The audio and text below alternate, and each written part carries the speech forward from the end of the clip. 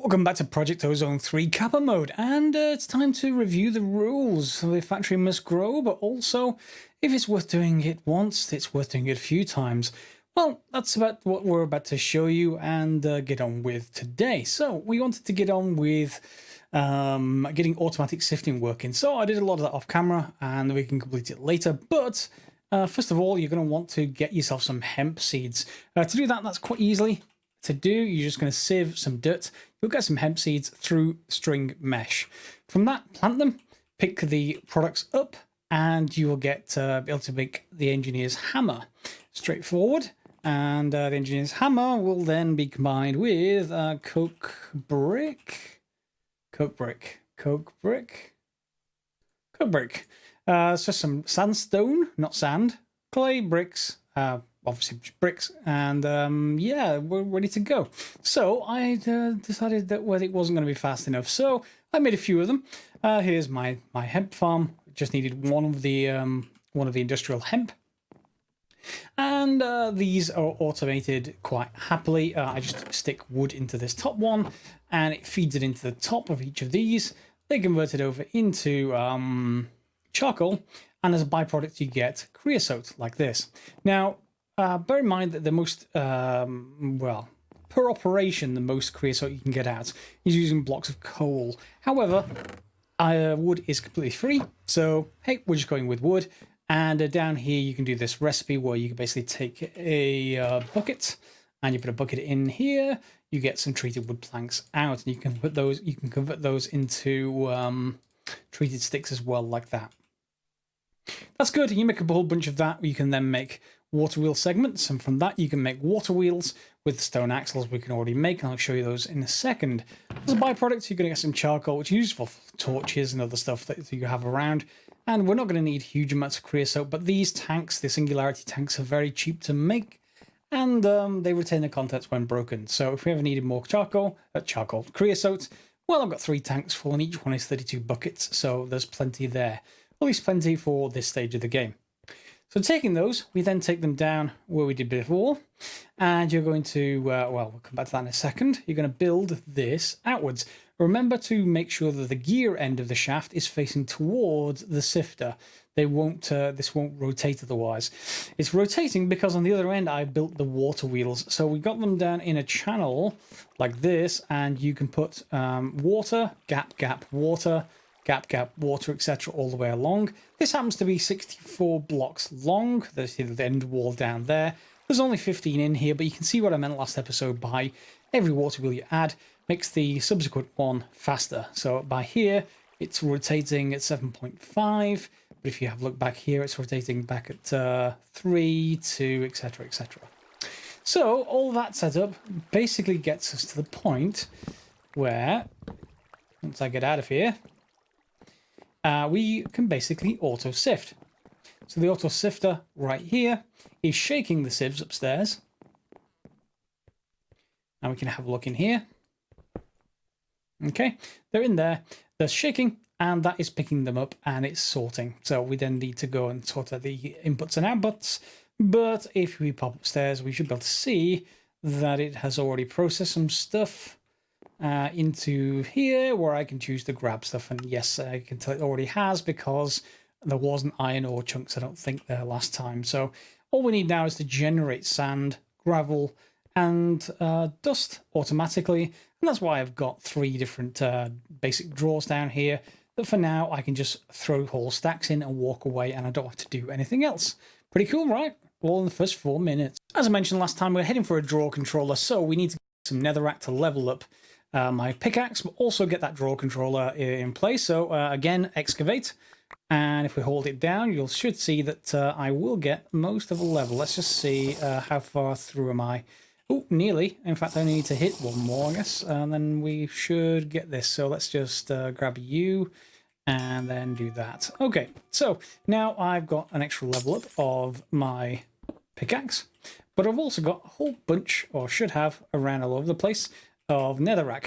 You can compress this to hammer it. Ooh, some cobalt. Let's get that while we... Whoa. And other stuff while we're here. Is that cobalt? Yes, it is.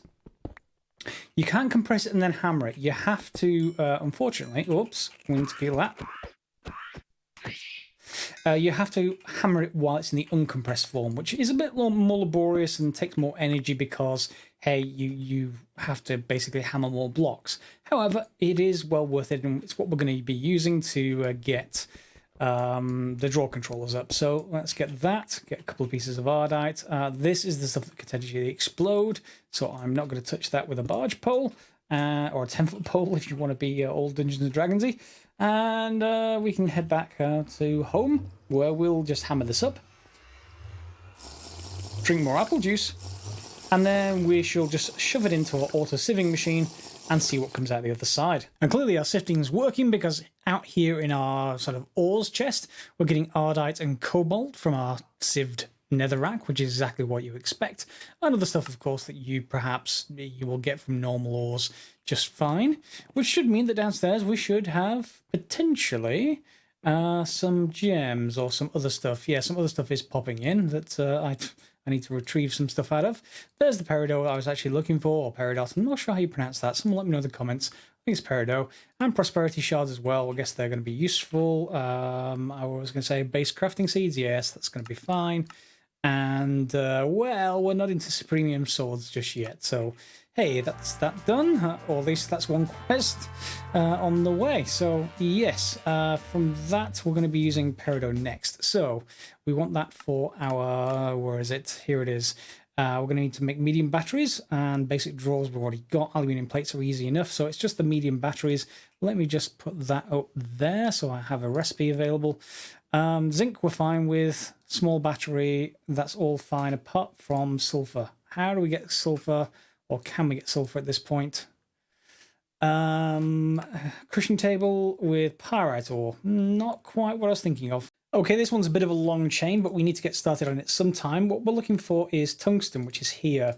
We're going to actually just process that up into tungsten ore. So let me just put that in there. Ooh, is that not hot enough? That may not be hot enough. Let's just grab that out again. Let's grab all of you. Yep, all of that. What can we actually process this in, if anything? Okay, so we can just get 1 out of 1. Okay, I guess fine, I guess. If we're going to do that, we can process it into chunks and get iron dust out of it as well. Not too concerned with that. So yes, we need to get some tungsten ingots.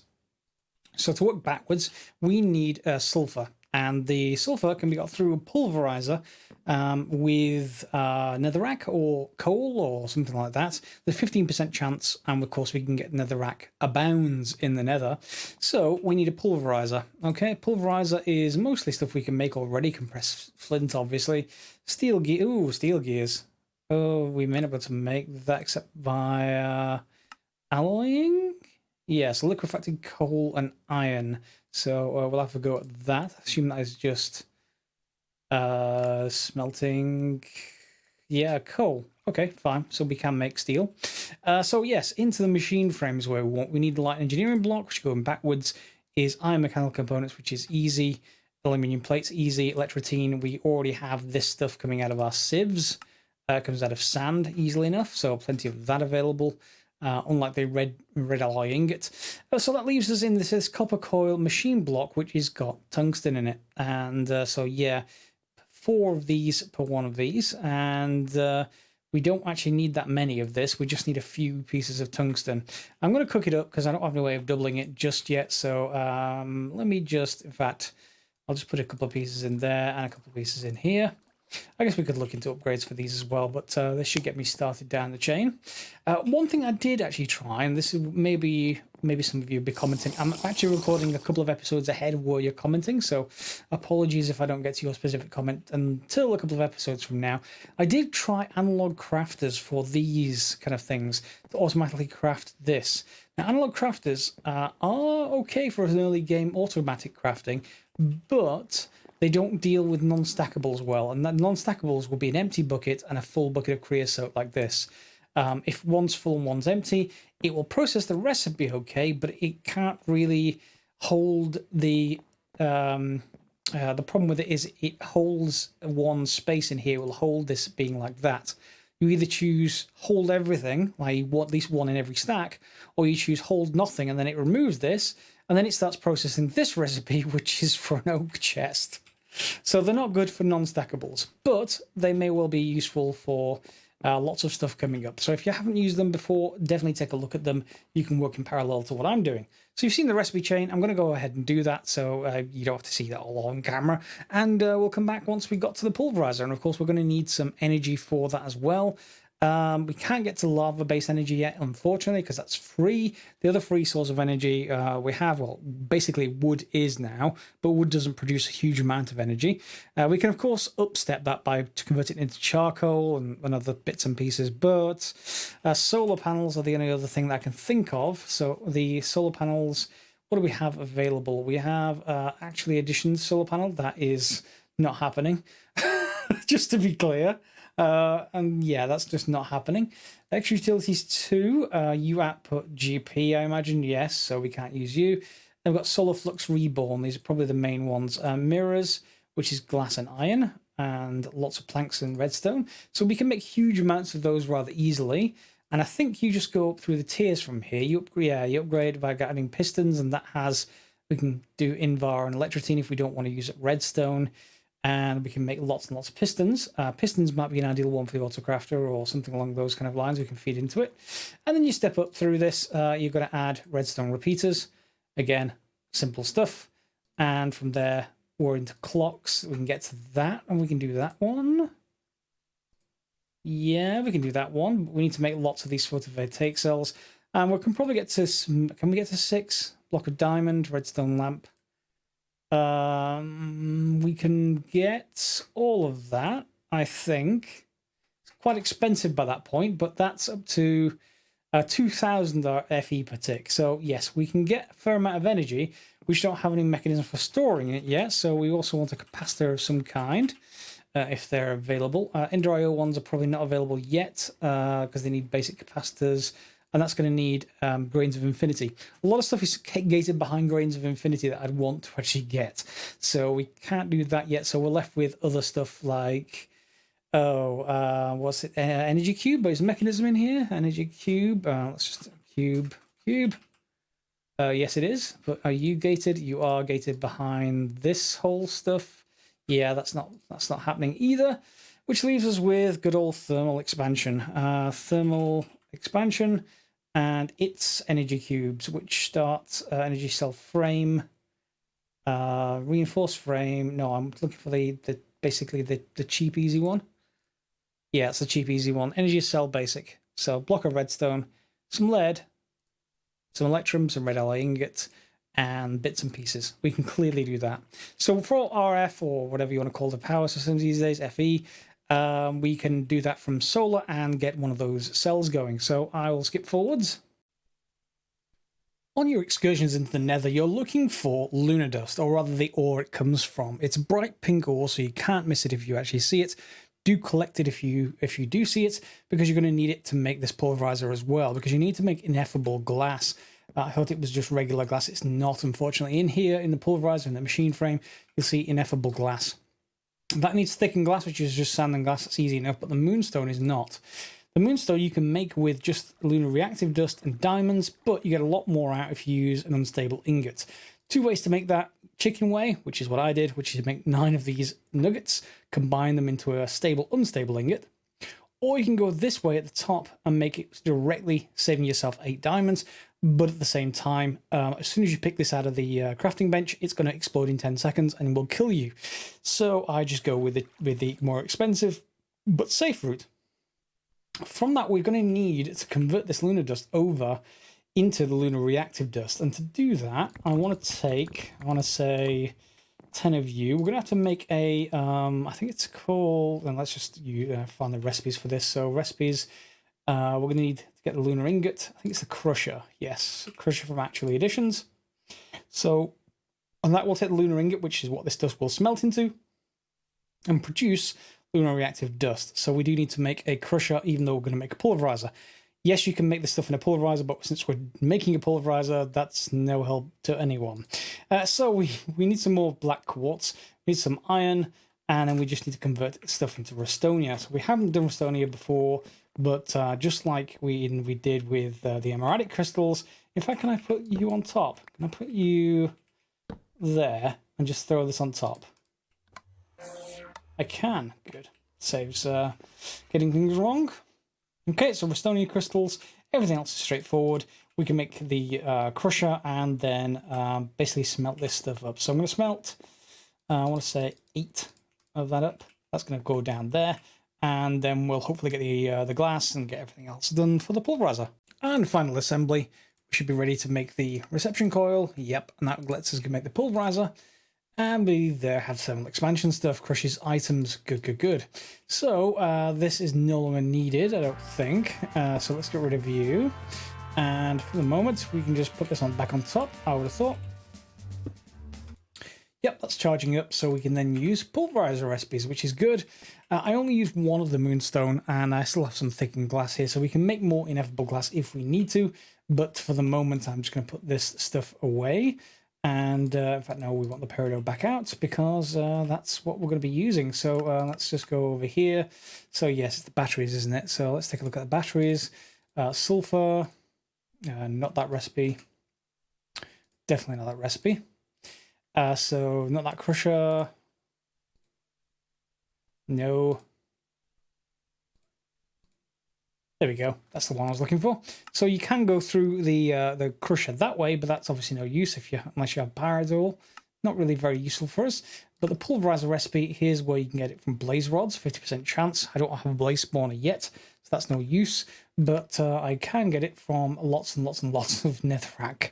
So we're able to get gravel out of that and 15% chance of sulfur. So what I should be able to do with this is set up automatic input and output. So let's just do input and output. Auto input enabled, auto output enabled. And let's just dump a couple of... I was going to say chests. Yeah, I don't need anything other than chests for the moment. And we want some netherrack, which I've got lots of. Okay, and that's been pulled in. Should be automatically processed slowly because it's a survival generator. I could put another one on top, but still will be processed into the stuff we want. So yeah, we need to wait for a little while there. And I don't think I have anything else going on. I've got some smeltery stuff going. One thing to make sure of, watch out for in your world, when you break stuff up here, that vacuumulator downstairs is very, very strong, high range, and will pull anything that you break and put it back in the rejects box. That's eventually going to be a storage door controller, of course. And if you're as impatient as I am, you're going to want to go and get the compactor as well from thermal expansion. This is the similar kind of recipes. We use the rest of the ineffable glass we got, and you can use that basically to let's just set that up. I want to input from the left, output to the top, out auto either way, and you can use the blaze powder, at least a couple of stacks. This will convert them into blaze rods, which when we pulverize them back down again has a higher chance of getting sulfur out. I need only 2 more pieces of sulfur. I've made the light batteries already, but just in case you actually want to do that, just bear in mind it's something that you can do. And yeah, you may want to replace it in here so it actually starts to try and pulverize. You will slowly lose blaze powder of doing this, converting to blaze rods and back to powder. Every time it cycles, it loses 1, but it's fine. I've got enough sulfur now, so I don't care anymore. We should be able to do that. Let's get me 1 medium battery. And there's the other medium battery, which we can then take over here and drop in with everything else that we've made. And a 1 draw controller. Well, that was a bit of an effort, wasn't it? Yeah, I had to start making solar panel 1s. The solar panel 1s are fairly effortless to make. And I put solar panel 2s on top of these. They're only 8 FE, I think, per one of these. 8 FE per tick, yes. But helped just get these over the line and get these actually processing things that we actually want to. So, yep, that's all good. And I can even get a bit of extra sulfur there. So now I have a draw controller.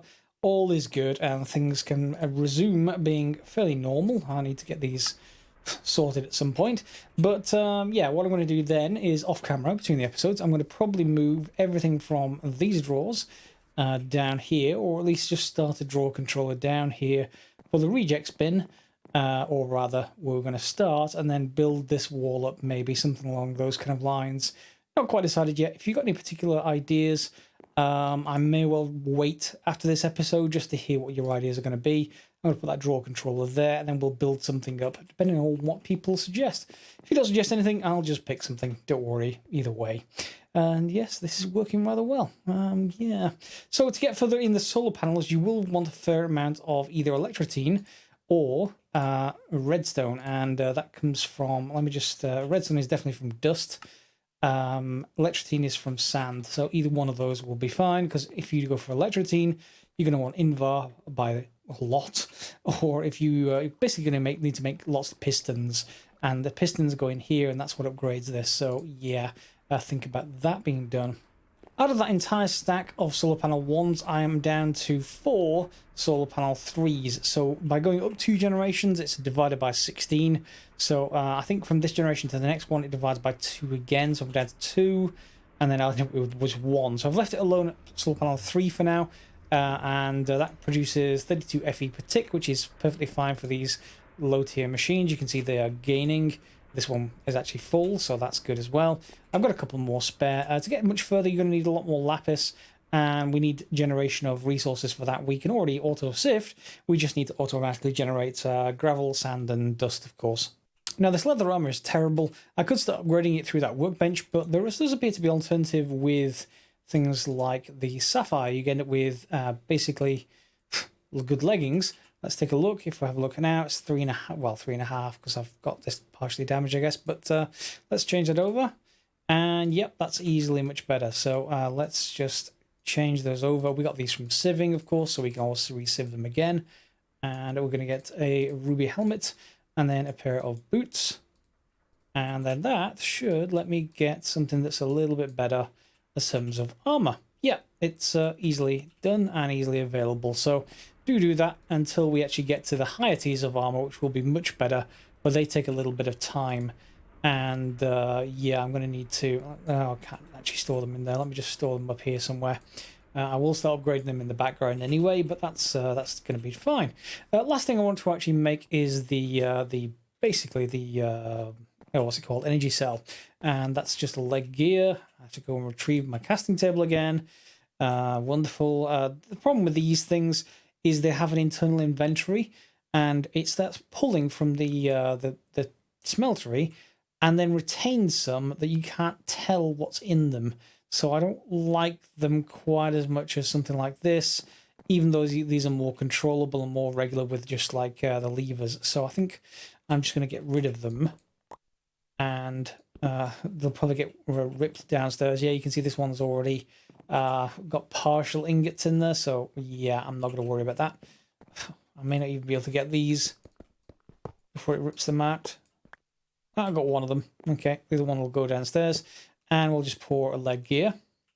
The leg gear is combined with iron and some glass. That will get us the basic part of the cube. Yep, there we go. And then we just have to fill it with a block of redstone, which is not as easy as you think. That's the redstone alloy, not just redstone. And the same thing in the factorizer, so you can't coat it there. So that's 11 red alloy ingots, which means 11 times 8 redstone. So yeah, you do need to do a lot of sieving. Anyway, I'll make that off camera. It's more efficient to do that and then make some redstone duct, or whatever they're called, flux duct, and put the solar panels on top of the cubes rather than put them on top of the machines. And then you can share that among all the machines that you actually make. So I'll just restructure between the episodes. I did tell you that you could actually configure this to blacklist picking up certain things, and yeah, that's exactly what I'm going to do. It doesn't have a mod or author, unfortunately, at least not in this tier of accumulator, but I can put the certain things as blacklist, so that will stop that getting nicked by this whole thing whenever it's running. Okay, cool. That's pretty good. And I think that means I now should have everything I need to finish off the energy cube. So we'll put this back. Casting table and ingot cast. And then is that going to be electrum? I hope it is. Yes, it is. And I think I only need one of this. But if you will continue to pour, that would be cool. No. Yeah, that's why you ended up with those other conduit, flux ducts, fluid ducts even. But this is fine. We'll just need this one thing to get everything running. So redstone conductance coil, and then everything can be combined, I think. Lead energy cell frame. It's going to be around somewhere. Where have I put it? And there we go. One energy cell basic. And charges 2 million RF. Sends and receives 1,000 RF per tick. So if we get this up to 1,000 RF per tick, or even 2,000 RF per tick, so that it compensates for the nighttime, we'll be good there. But in the meantime, I'm just going to get rid of... In fact, no, I've got some of these somewhere. Don't I have? Yes, I do. So I could put them on top of this and put this somewhere else. No idea where I'm going to put it yet. So let's just put it... yeah, you'll do. Okay, put you there. And we haven't got any flux duct yet. So I'm just going to charge this thing up. Hopefully it will retain its charge when it's moved. And off it goes. Yep, charging quite nicely. And we'll deal with that later. Good. So I've got an energy storage device, and we'll probably hook this into... I think our first option for generation of resources is going to be next episode, and it's going to have to be pulverizers, unfortunately. We don't have the stonework factory yet. It needs plastic and all kinds of other stuff. So if we have something out there that is basically charging from the sun, just over here beyond this wall, we bring in a flux duct or something like that, and then we have pulverizers. Now that's going to mean more ineffable glass, and that means more of that moonstone that's quite valuable. But we can go immediately to gravel, sand, and dust with 6 pulverizers, because obviously each pulverizer outputs the next one, but you need to split things up. So either you end up having 3 and then having a complicated set of wiring. So i.e., let's say you go from cobblestone to gravel. You may want some gravel to go into here, but the other half of the gravel to go into the next machine across, and then the next machine across again from gravel to sand and sand to dust or something along those kind of lines, and you end up with a situation where you end up with almost nothing when you get down to dust. So it may end up being lots of parallel sets of pulverizers. They're really expensive right now, so not sure. I will leave it open for comments while I do some research and see if there's any better way of getting resources automatically. But we're auto sifting anyway, and look, there's a perfect rainbow ready to end the episode. So that's the end of the episode. It's a little bit shorter than normal. I was going on a little bit longer than normal on the other episodes, so I thought I'd leave this one a little bit short. It's around about a good time to stop. And from here, we'll be moving on into probably resource generation next episode, and then probably a new wall of storage drawers. I'll do a lot of that off camera, and then you'll see how that all hooks together. And we'll probably start storing, everything that comes out of those that resource stuff in these walls. There are other ways to access storage in this pack, and there are a couple of options that act like an early A2/ME system. That's something that I'm going to investigate as well. But for the meantime, storage drawer controller is your first and easier option, and you probably may end up with a lot of these drawers with upgrades in them, rather than using those, just so it's more dense with all the different things we're going to need to pull out of them. Other than that, thanks a lot for watching. We'll see you next time, as always, and yeah, goodbye.